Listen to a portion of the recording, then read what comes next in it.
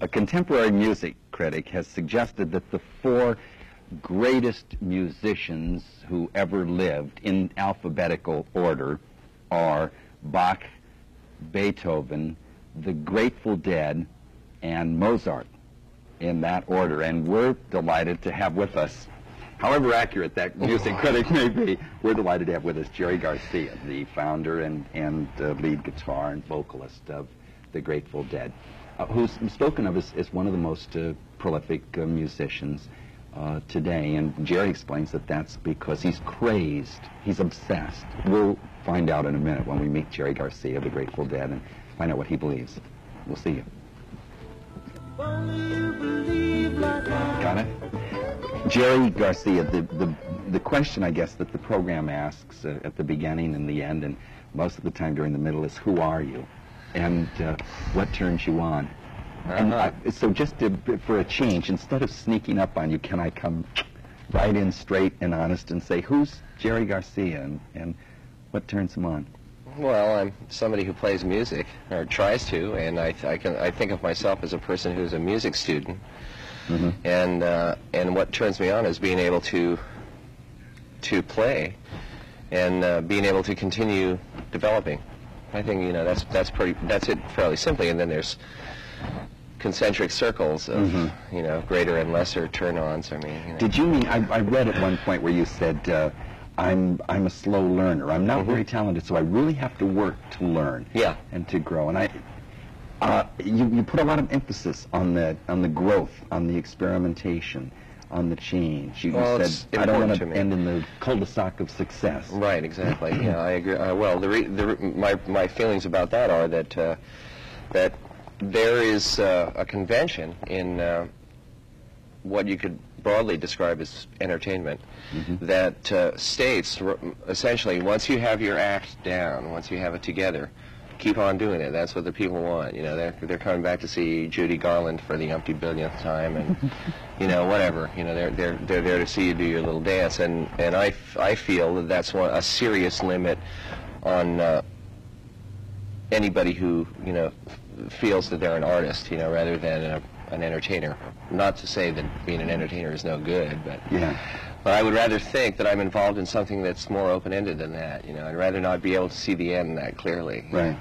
And it's probably a thing of level. It may even be, I don't know this, but one of the reasons that the Grateful Dead now are actually playing in 4 different groups, that you do this, even encourage this. I mean, you're doing solo work, albums with the group. Partly it's explained by the cost of travel and just putting the show together and putting it on. Right. There are other less obvious reasons that I think that have a lot to do with our attitude toward what we're doing and our feelings about what it is and what it should be. And we felt that having reached the end of a certain level of that cul-de-sac that we were talking about, that in terms of, for us, or for a rock and roll group, for a performing musical group, the end of that really is the colossal, what we call the Megagig, the huge stadium, that we played in those, and that's where we ended up in terms of the largeness of our audience, the greatness of demand for what we were doing, and so forth and so on. We felt that that was a dead end, and that there was no place to go from there, and that at that point the experience for us got to be one that was totally controlled in the sense of it's airplanes to motel, motel to gig. Backstage, heavy security, nobody near the stage, and what's worse is that it's also reflected in the way those very large venues deal with people. They deal with them in that sort of cattle prod methodology, lots of cops, lots of frisk lines, lots of tightness, and we felt that what we were doing and what we wanted to do was definitely not that, that was clearly not it. So then it became a question of, well, what do we want to do? And since that represented the end of the line developmentally, of what's there in America, what exists. That's it. That's the end of the line. You can't go anywhere bigger. There's no place bigger than those huge, the Astrodome or whatever, right? That's it. So from there, it's a question of what we would like to do is improve the quality of the experience, both on the level of what we're doing amongst ourselves and how we interact with the audience and what the audience experiences when we're there. In that sense, we're the Don Quixotes of rock and roll. We're we're doing something nobody else cares to do, which is trying to figure out how to make the experience which we value and which our audience values something that's more in line with what it feels like, which is a positive sort of outpouring of good energy. And that's the reason we stopped, was to think about it and to not have to continually be meat, Just crank it up. And yeah, we didn't want to do that. I thought the neatest thing that you said about the big amphitheater thing, I was reminded of this, it's so expensive to travel that you said we ought to do one of two things. Either develop a space, a huge Astrodome or whatever, that would be our home base, that the Grateful Dead would play in, and then other groups could use part of the year. Right. And I was going to suggest the Candlestick Park might be available for you now. That's too big. Oh, sorry. And secondly, I like your other idea that they declare you a national resource. Right. The government could fund. That would be very sensible, in my opinion. Go back. I want to know more about you, but first, while we're talking about the Grateful Dead, in the beginning, it wasn't always, at least my recollection now, it's hard for me to go, I'm going back to the 67, 68, when you guys were playing with Jefferson Airplane and Quicksilver Messenger Service and these groups. There's one story, at least, about a drug experience. Now, I know that you were a friend of Ken Kesey's, and that you talked about taking acid and even playing on acid. Yes. There's a story about a Kool-Aid thing where acid was dumped in. Is that a truth?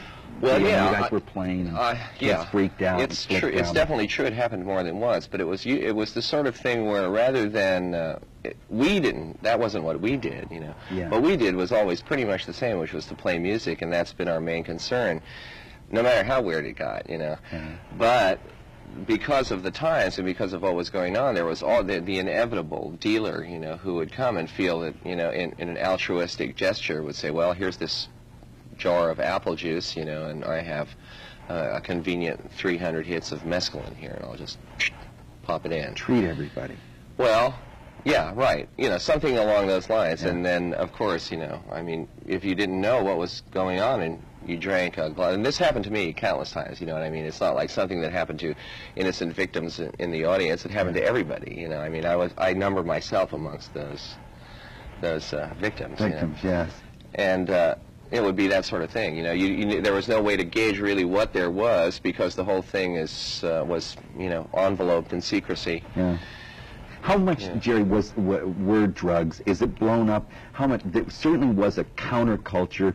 You all were very much a part of it. You yourself are even spoken of as the guru, the leader, the spokesperson for that rock counterculture. And how big a part of that whole movement was drugs? I think it has kind of a happy ending. It certainly does for you all. But well, I think the drugs were important insofar as that they were a way for people to find out that there was more going on than what they had previously considered to be reality. There was another level of reality, or maybe lots of levels.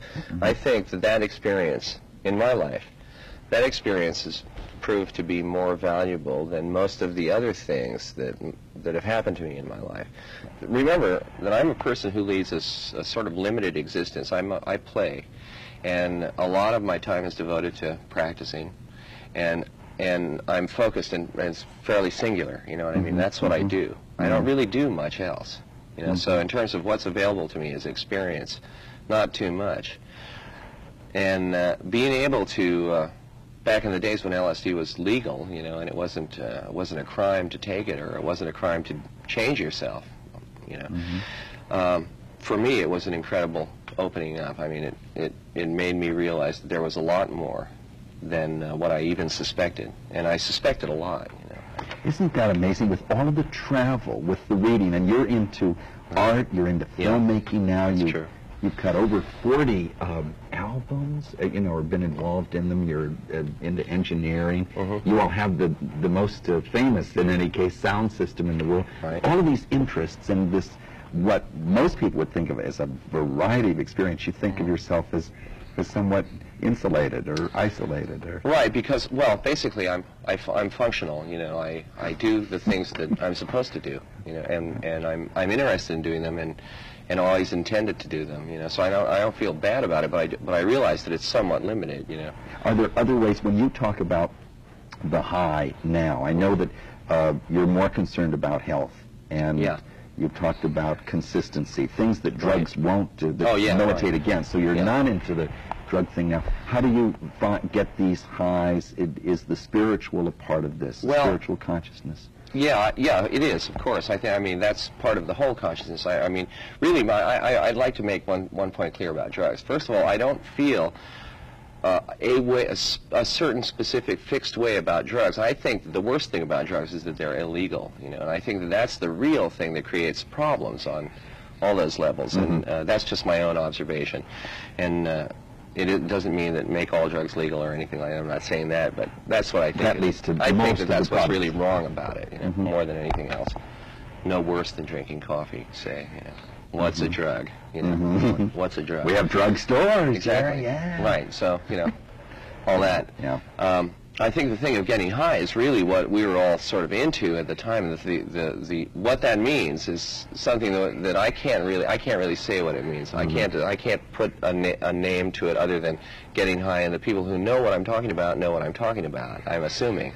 Anybody who doesn't know what I'm talking about, either they haven't gotten high. I gotta go. You know. Oh, pardon We'll me. be right back. Okay. With you all and Jerry Garcia and the Grateful Dead, and we'll get high. Oh, great.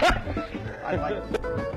We're just sitting here in the old studio at KPIX, exchanging altar boy stories from the good old days, and finding out that even Jerry Garcia, the leader of the Dead, has a few altar boys. How does older boy? How does a nice Roman Catholic boy like you, Jerry? I should be more serious. We ended the segment talking about turning people on, and from a spiritual vantage point, or within a spiritual consciousness-raising context. Yeah. And that kind of ties in with the fact that you were born and raised a Catholic, or maybe it doesn't. I think that has something to do with the beauty in your music and your art, the drama of your religious heritage. It does have heritage. something to do with it, yeah. It probably has something to do with the thing of intensely wanting not to blow it, you know. I don't want to be guilty, you know. Do you still feel that? Oh, a certain amount, but no, responsibility? not really. So I was sort of a laissez-faire Catholic. You know, my parents were loose Catholics rather than devout Catholics, and so it was the kind of thing where they would send me to church. You know. Oh, that doesn't last. No, it didn't. It didn't. You know, it didn't take really, and I wasn't exposed to the real heavy stuff, Catholic church, Catholic school, and so forth. You know. My brother got that, but I missed it. Jerry, your parents, your dad left when you were very young. Your mom raised you and worked, and her death in, what, 69, 70, had a real impact on you. She was very important for you. Well, yeah. It was just strange, you know. I mean, it's like, once they're gone, that's it, you know. It's that flash, which I was aware of, really, but I was never really very close to my mother, so I felt that, well, you know, that there's something that I wasn't able to complete. You know, there's something that I didn't really do. I never was able to say to her that I thought you did okay, you know. I was never able to finish that idea, but I don't feel that really our relationship, I don't feel as though it's gone forever. I feel as though more like that was underlying throughout, you know what I mean? That she always respected what I did and liked the fact that I was a musician and liked what I was doing and so forth, and she never judged me, even through things like involvement with drugs and stuff like that. You know, she was always pretty good, and so I don't feel really too badly about it. But it's a shock, you know, like those things, like things like that always are.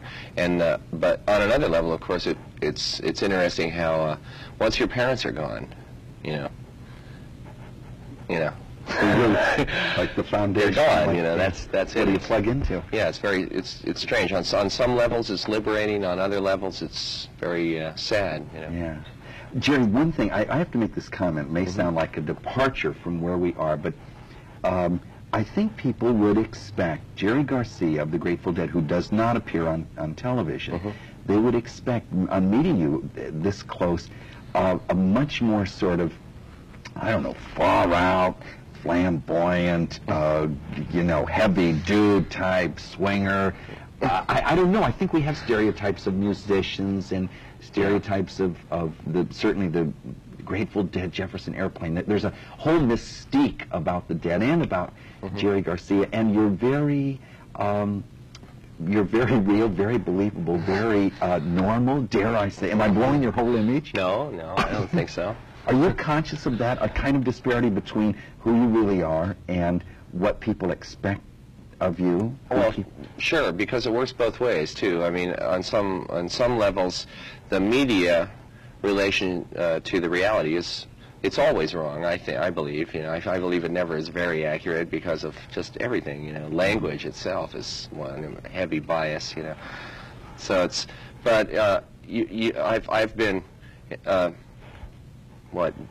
described both ways, more radically than I am, more conservatively than I am. So there's a discrepancy on either level, you know what I mean? I don't really feel that, I don't relate to that, for one thing. I sort of taught myself that early, not to believe that that's who I am, I mean, that's not me. Yeah. And so I don't relate to it, and luckily, the kind of fame that I'm involved in, whatever, such as it is low enough of a profile so that I'm not constantly being reminded of it. People don't run up for autographs right. and no, so forth. Yeah. No, it's much cooler than that. And yet people talk about, and maybe there's a difference between you when you're on stage performing, communicating musically, and you sitting here, as you said, using words. Right. Because people talk about the saint-like quality. Well, I don't mean it in a negative way, but there is an aura about you, whether you're aware of it or whether people put it there. And it's like the thing you were saying before. I thought very meaningfully. I said to you how my churches are empty. I need this crazy tube to reach young people. Right. You don't. You can go to Winterland and fill the place up with tens of thousands of young people. And you said, yeah, and I feel responsible. Yeah. I am concerned about that. I think it's that kind of a leadership, not an egomania, but a concern. Hey, here I am because of my talent, because of timing, because of any number of... Yeah, right. Here I am, right. And what am I... I know that you put words down and say, well, words are often lies because you can never communicate the whole feeling, the whole meaning, and music does it better. You've said that many times because it's freer, it's more open, and it allows for people to come in at different levels with different backgrounds. And so, but you are communicating something. Well, I try to make an effort to, certainly. What is? Can you describe that or talk about that? Oh, well, it's difficult since the things that concern me tend to be not verbal in nature. They tend to be experiential. The fact is that most of my life has to do with certain kinds of experience that have been repeated, like many times. The high energy experience of playing for a large body of people and for the purpose of reaching some level, and so that energy and that thing is something that I know about, but I can't say what it is. So what I talk about, if I can talk about things, I try to make it so that what the content of what I'm saying is, reflects something that I know on that level. I can't say it, so I have to not say it. I have to talk around it or something. Your music does that too, doesn't it? Right. And you sort of throw out little snatches, little phrase, thought things. There isn't a whole neat package of it. No, it's just there isn't. Bother you. Right. Oh, wait a minute. Right. You mean I have to think? I have to... Yeah, I personally feel that people like that. I mean, I know I do, and it's on some levels it's all very simple, and on other levels it's difficult to talk about. Yeah. You're very conscious of, I think the Grateful Dead probably have done more, certainly they're one of the most generous major groups in the country. They've done more free concerts and spontaneous gigs and fundraising things and stuff, but you're very much aware of this continuous sort of feed and be fed, the interaction between you and the audience, which you say can't be captured, obviously, in a record or even in a film. You're doing a film now, on the last 5 shows at the Winterland, and to see, I mean, maybe some experience can be communicated in film as it can in television. That's why we tried it. Can it happen? maybe you can, and maybe you can't. You know. Yeah. It might work. Well, it's not working too well on TV. The midnight specials and so forth. No, even with all their cameras, you can't.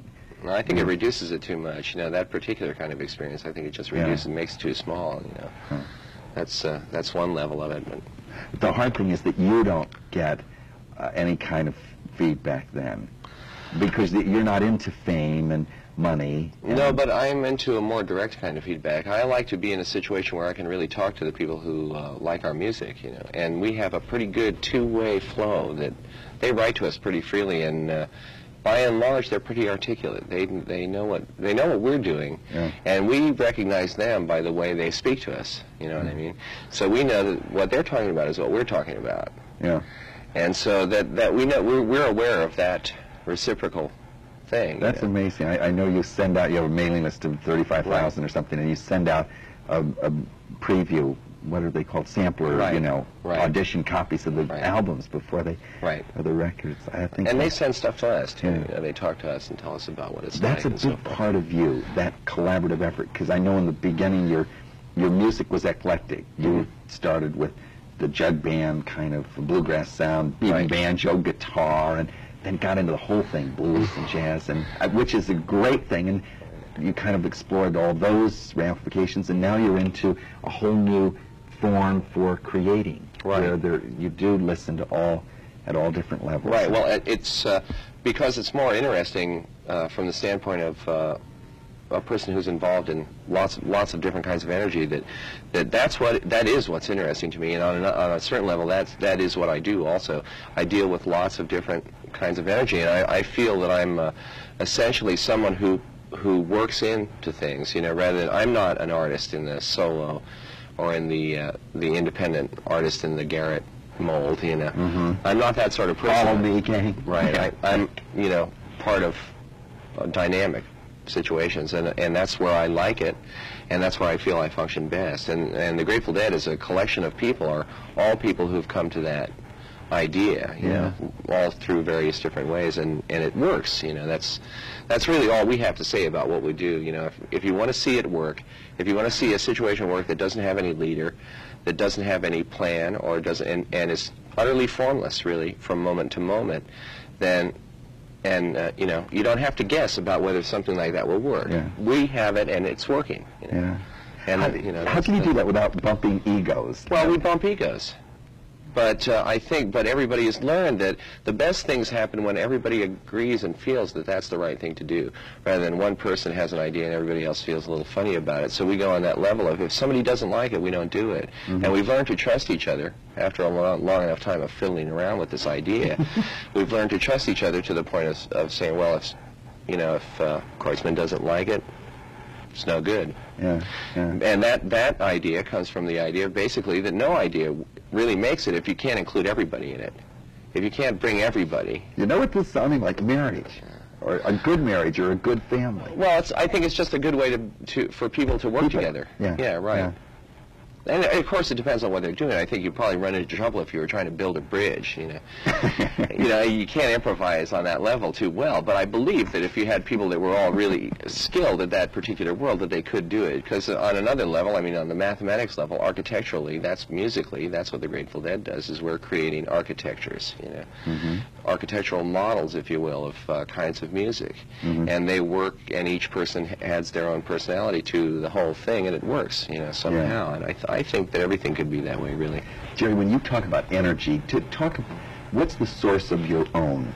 You know, I think energy, we had the old-fashioned word we used to use a lot was faith, or the spirit, grace, life, enthusiasm, whatever. But what is the source? Where do you go to prime the pump? Well, enthusiasm, that you almost said, but then enthusiasm. I think, the thing of feeling good about it is, like, really, as far as I'm concerned, that's the gold in the situation. That's the payoff, if there is one, on the level of why am I involved?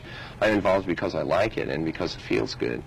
And the enthusiasm of feeling good about something, you know, I think that's the most important thing about it is, you know, on a personal level, like, what do I get out of it? That's what I get out of it. And I don't think that I could do anything for any other reason. You know, I couldn't, nothing else would be that. You know, nothing else would be that kind of a payoff. I don't.